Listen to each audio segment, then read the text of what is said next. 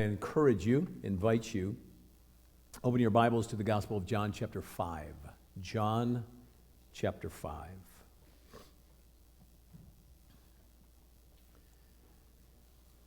Interesting passage, interesting text.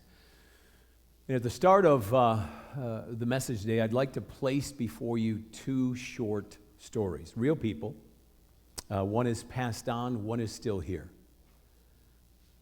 And after these two brief stories, I want to ask you a question, and then we'll get into the text.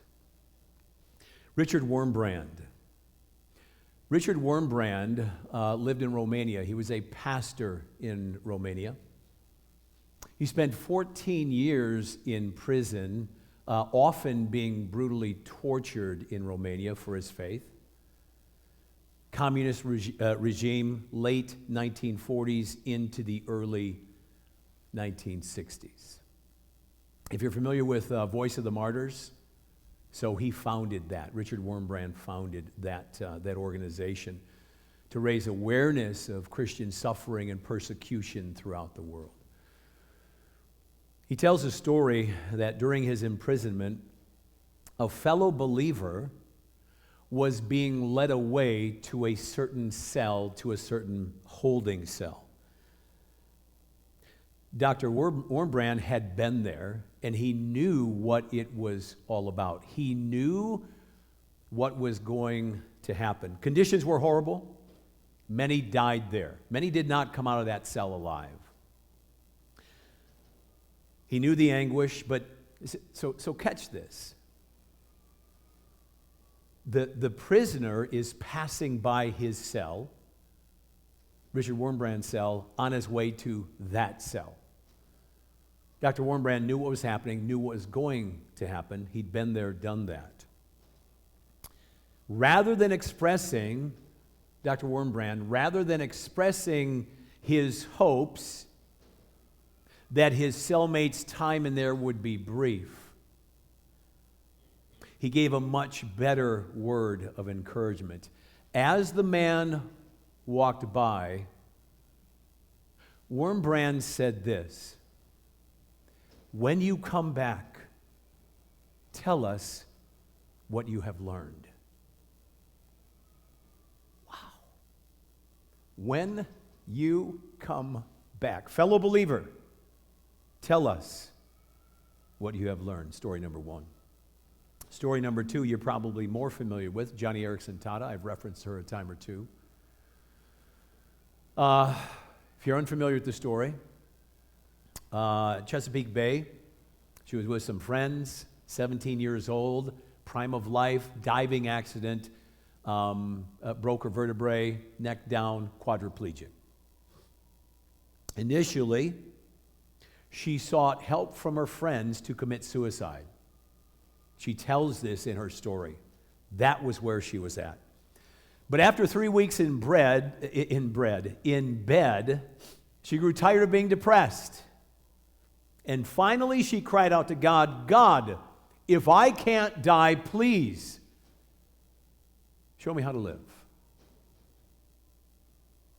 In her book, The God I Love, A Lifetime of Walking with Jesus, she writes, "There are more important things in life than walking." Here's my question.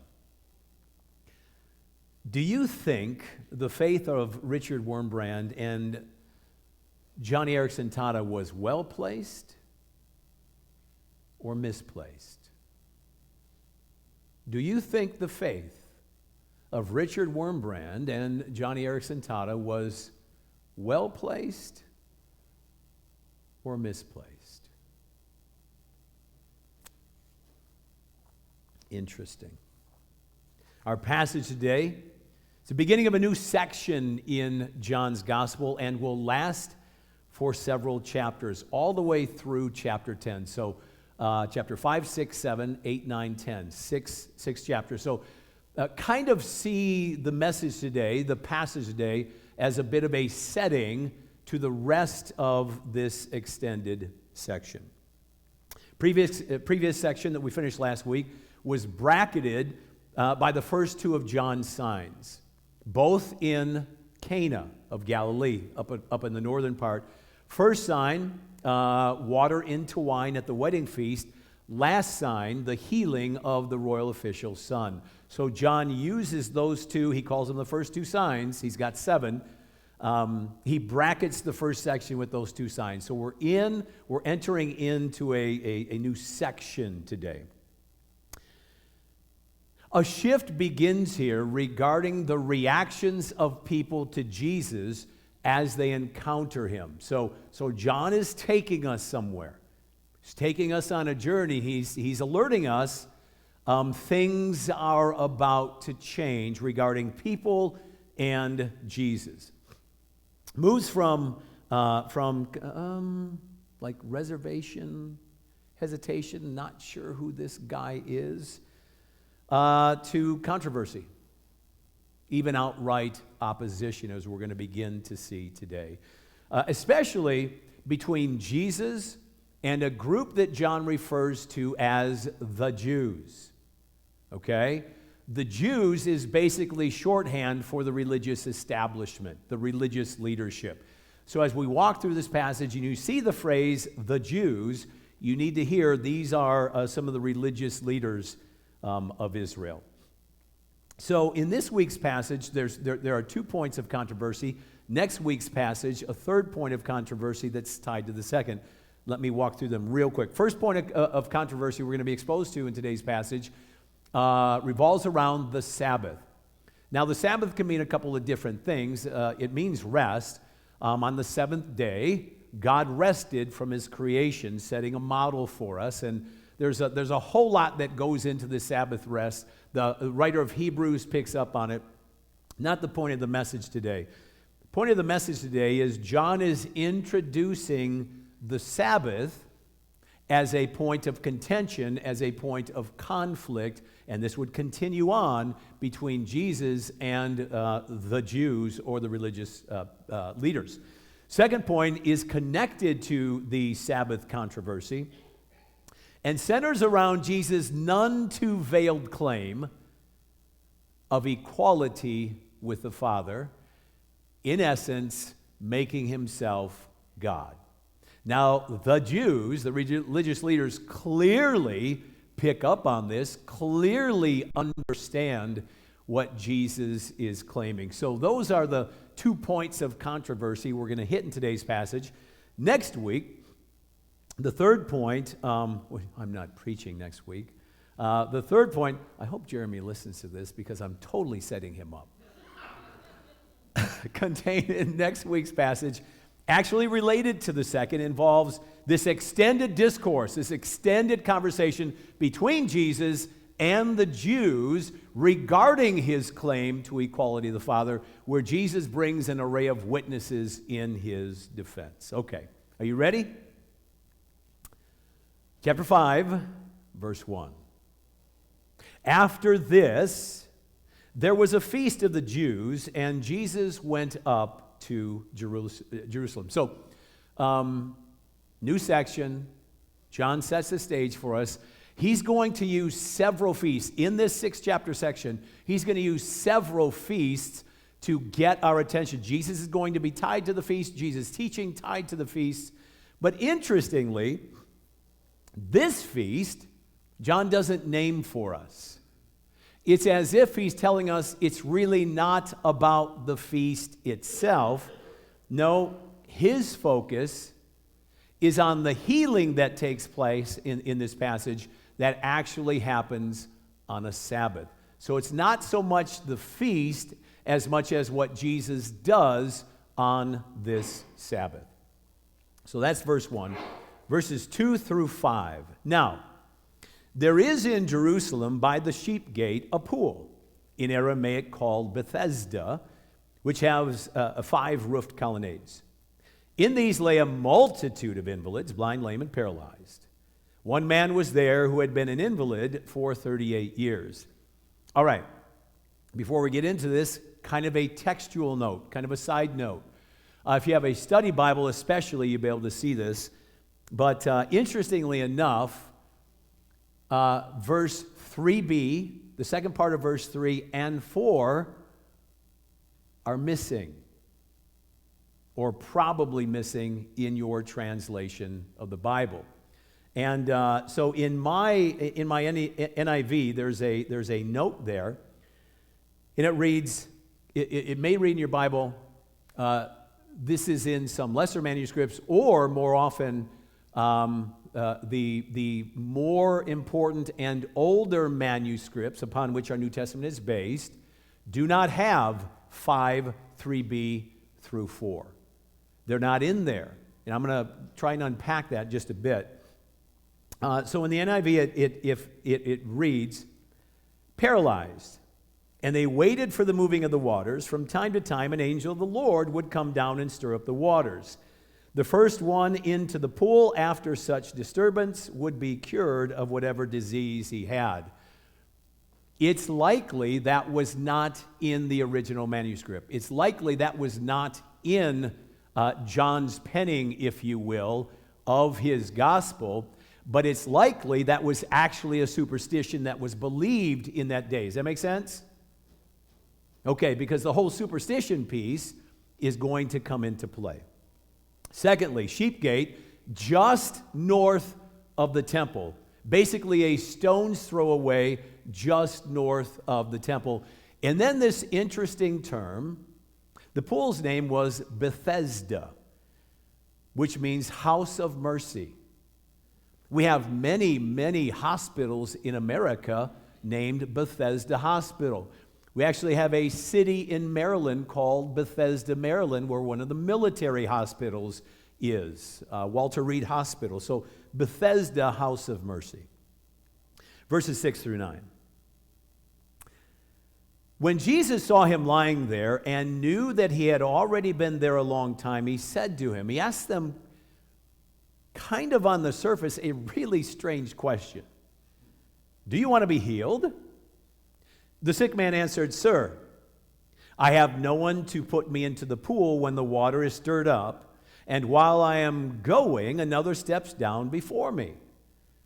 Jesus said to him, Get up, take up your bed, and walk. And at once the man was healed, and he took up his bed and walked. And then John provides this all-important piece of commentary. Now that day was a Sabbath. So John is alerting us to something about what's going to happen. So this word Sabbath, just in our passage today, is mentioned 4 strategic times. Understanding this is central to understanding the passage. So there were many people, I find this interesting. There were many people there who needed healing. Why this guy? And why just this guy? We're not told that Jesus approached any of the others who needed healing, or if I could put it this way, who needed physical mercy. Why this guy? Certainly. It's a picture of grace, right? Undeserved. Jesus comes to this guy. We get that picture of grace, but is that it? Is that all that's going on here? I don't think so. I think John is allowing this. I think there's a bigger picture here. John is using this miracle as a backdrop to the controversy that Jesus is about to engage in with the Jewish leaders or the Jews. And if I could put it this way, it's almost as if Jesus is looking for a fight. It's almost as if he is intentionally saying to the Jews, it's time. It's time. We need to talk. As if he's intentionally initiating a confrontation. I think he is. So Jesus' question in verse 6, I mentioned it when I read it, really sounds on the surface, do you want to be healed? What kind of a question is that? On the surface, it sounds like a duh question. I'm 38, duh, right? Seems odd in light of the man's obvious need. Consider this. Might Jesus' question have been designed to shed light on the man's perspective, on the individual's perspective of his plight regarding the obstacle to his cure, where he had placed, or maybe rather misplaced, his faith. What was he looking for? From time to time, superstition, legend had it that an angel would visit the pool, stir the waters, and whoever was able to get in would be healed. That's what his faith was in. Was it well placed, or was it misplaced?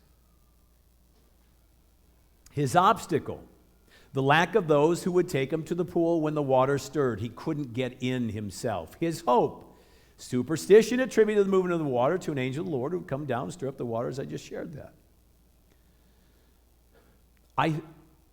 We get it, right? And I think the visual really helped us to capture. This man certainly deserves our compassion, might I say our mercy. But nowhere does the Bible indicate that this method of healing or this method of mercy was actually sanctioned by God, certainly not sanctioned by John in his gospel. Doesn't endorse such a belief. So to sum up things so far, on a Sabbath day, Jesus goes out of his way to encounter an invalid who was relying on a misplaced hope in an unbiblical superstition for his mercy. That's where we're at so far. Verse 10. So the Jews said to the man who had been healed, "It is the," and here it is, and we are often running, "it is the Sabbath, and it is not lawful for you to take up your bed," or mat. But he answered them, "The man who healed me, that man said to me, 'Take up your bed and walk.'" They asked him, "Who is the man who said to you?" Because now they've got a beef with him. You can't, falls under the heading of you can't do this. "Who is the man who said to you, 'Take up your bed and walk'?" Now the man who had been healed did not know who it was, for Jesus had withdrawn, as there was a crowd in that place. So, pause. This is so jacked up. Can I just say that? This is just so stinking messed up. On the one hand, the Old Testament certainly did forbid work on the Sabbath. But the work that the Old Testament forbade was doing or fulfilling one's usual, normal occupation. Goes all the way back to creation. 6 days shall you work, 7th day rest. Because if you don't, this is editorial comment, because if you don't, you're going to forget me. I know you. I created you, and I know what will happen if you don't take this every 7th day off kind of a thing. So it was for carrying out just rest, 7th day rest. Don't do anything. It's a gift. The Sabbath was a gift. Originally it was. It's not now. Back then, on the Sabbath, including carrying things. So Jeremiah chapter 17 puts it this way.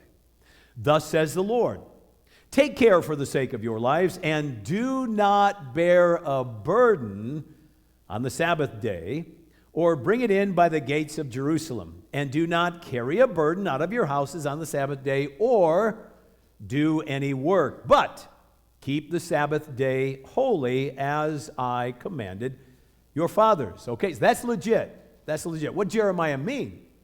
So, over the course of some time, in their attempts, we'll give them the benefit of the doubt, in their possibly well-intentioned attempts to not break the Sabbath law, Jewish scholars, now this took a while, Jewish scholars defined, this falls under the heading of, are you kidding me? 39 types of work forbidden on the Sabbath, which are recorded in the Mishnah. The Mishnah is the written down version of the oral law. If you take the Mishnah and Gemara, you have what's called the Talmud. So in Shabbat 7:2, it reads, the main classes of work are 40 save one. Why couldn't they have just said 39?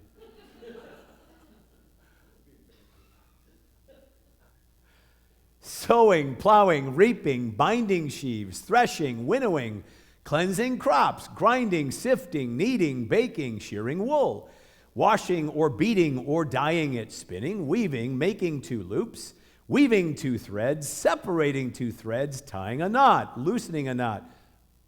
Is this beginning to bother you? It should. Sewing two stitches, tearing in order to sew two stitches. Okay, I can't sew two stitches, so I'm going to kind of get around this and, sorry, ripped it. Jeez. Hunting a gazelle, slaughtering or flaying or salting it or curing its skin, scraping it or cutting it up, writing two letters. Why not three? Why not four now? Why not one? Writing two letters, erasing in order to write two letters. There's let's kind of circumvent this. Man, they thought of everything. Building, pulling down, putting out a fire, lighting a fire, striking with a hammer, and here it is, taking out aught from one domain to another. These are the main classes of work, 40, save one. Colin Kruse has this commentary.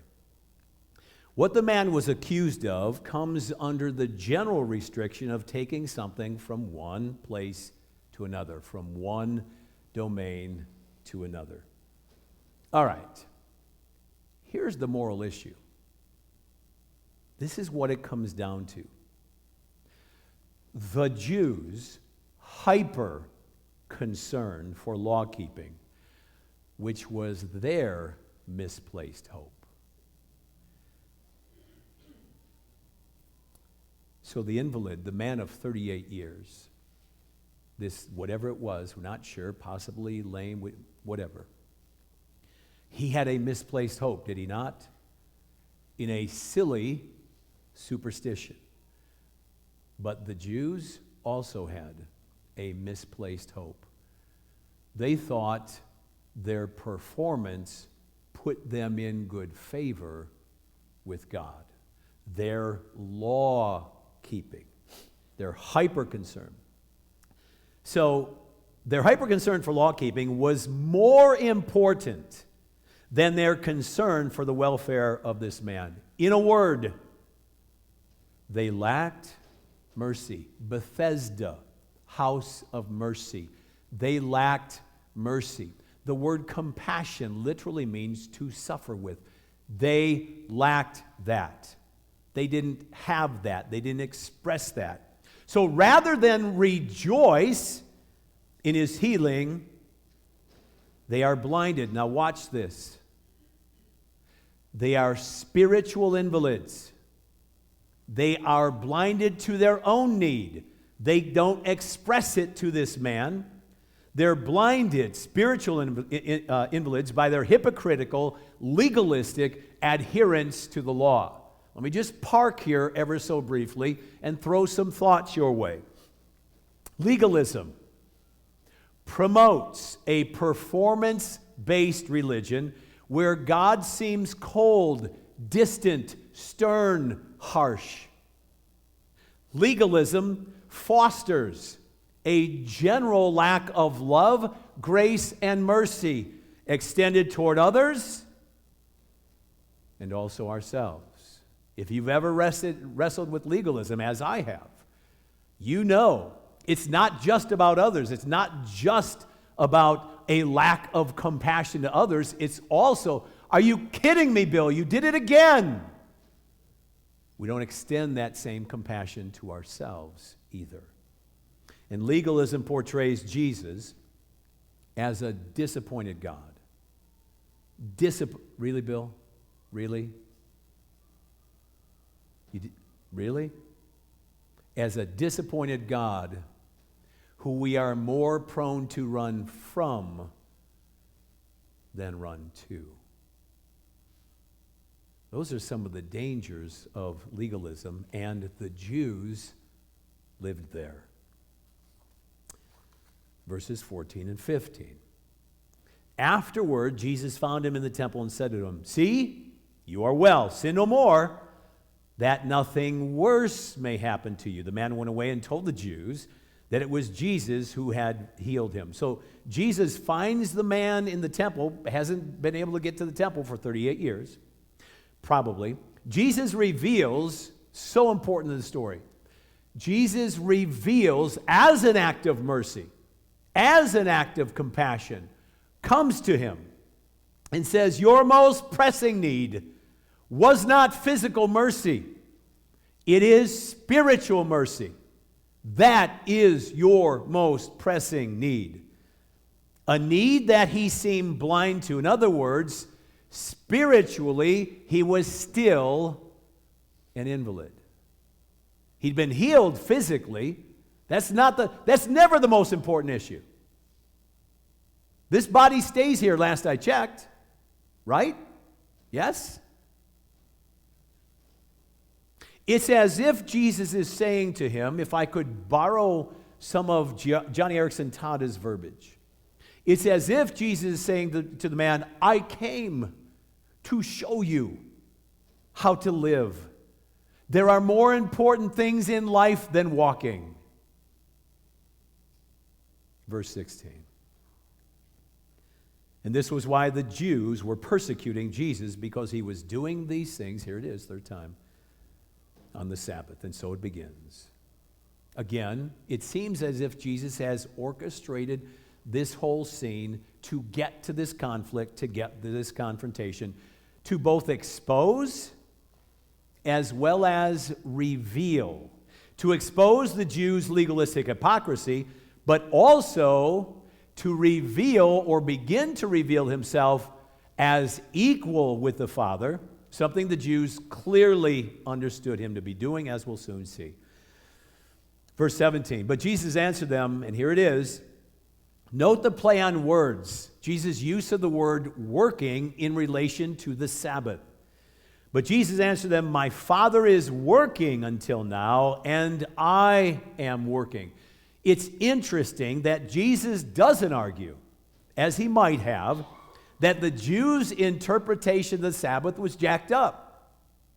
They had thrown so much unbiblical stuff on it. Nobody could carry that burden, pun intended. Nobody could do that. Nobody could adhere to that. Jesus here uses the word working as a play on words in relation to the Sabbath. Why?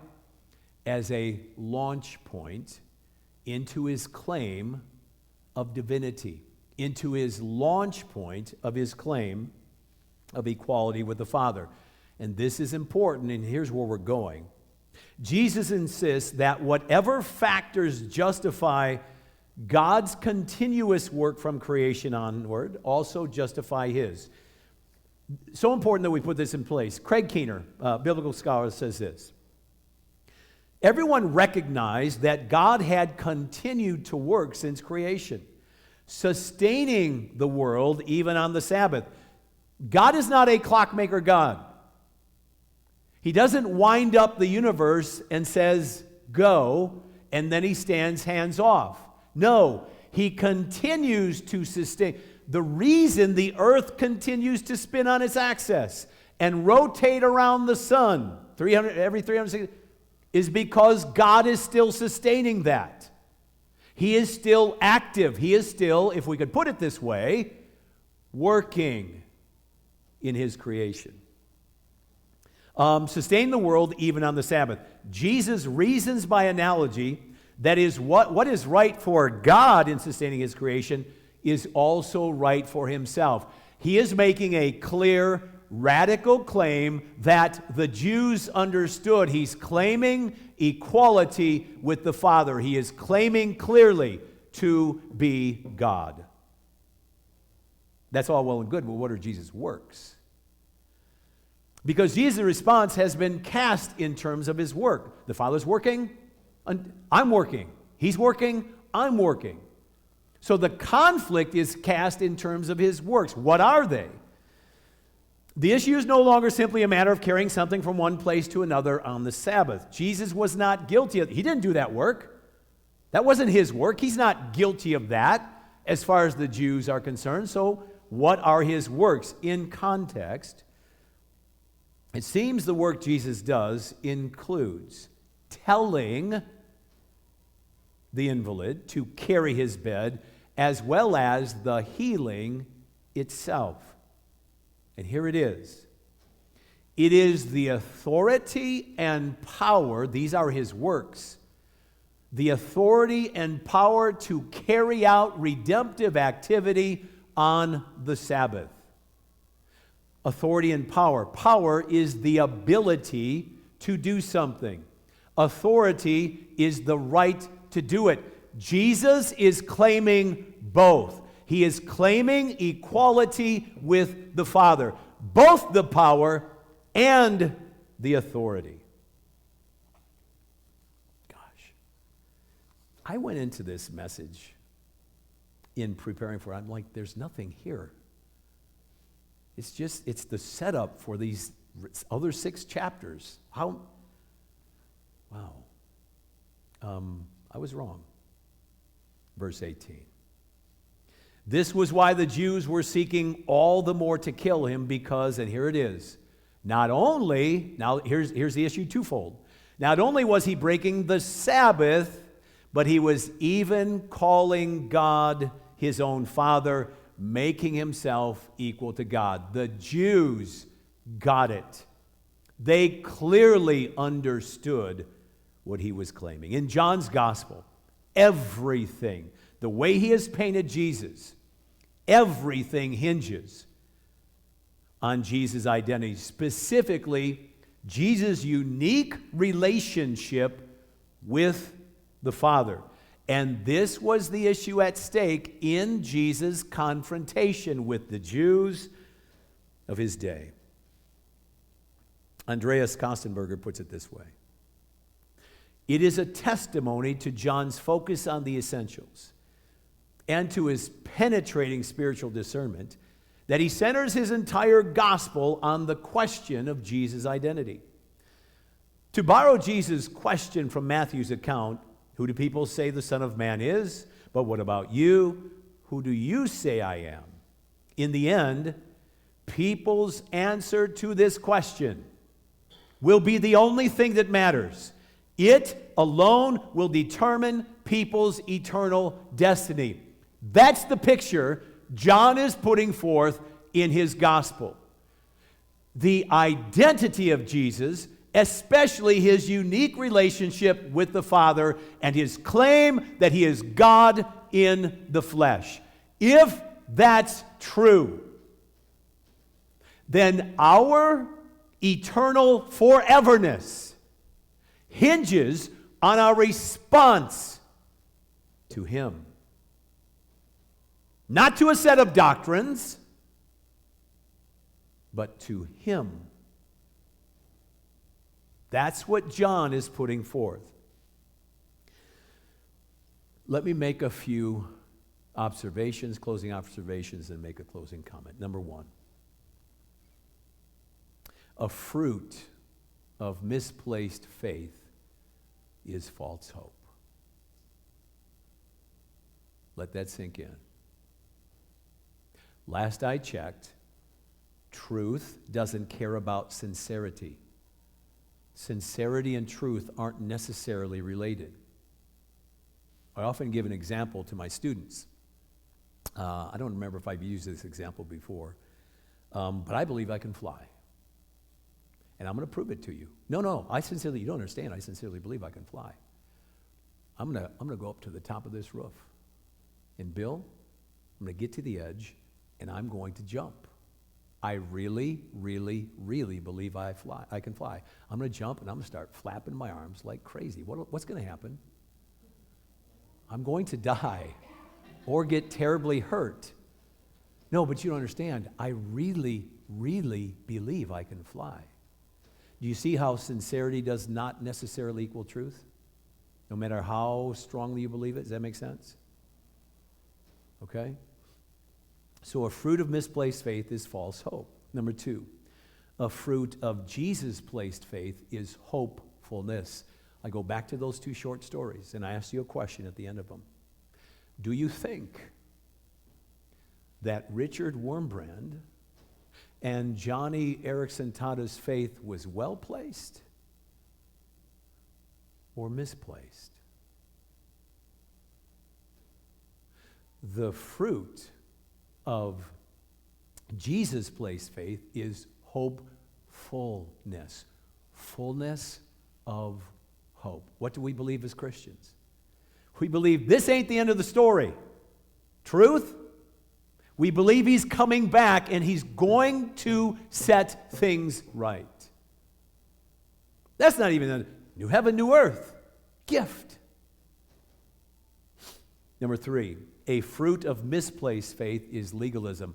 My work. It all rests on my shoulders. That's where the Jews were at. That is a crushing weight that we can't bear it. We are crushed under the weight of a performance-based religion. It crushes us.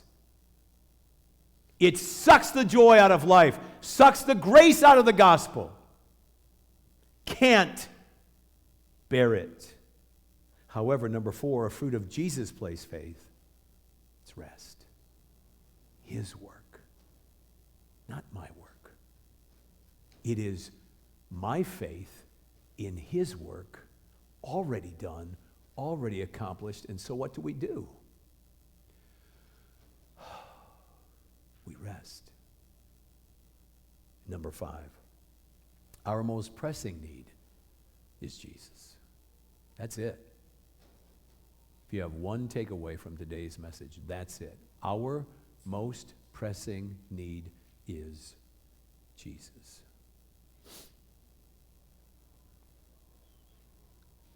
Do you need mercy today? Physical? Emotional? Mental? Spiritual? Are you in need somehow, some way of Jesus' merciful touch?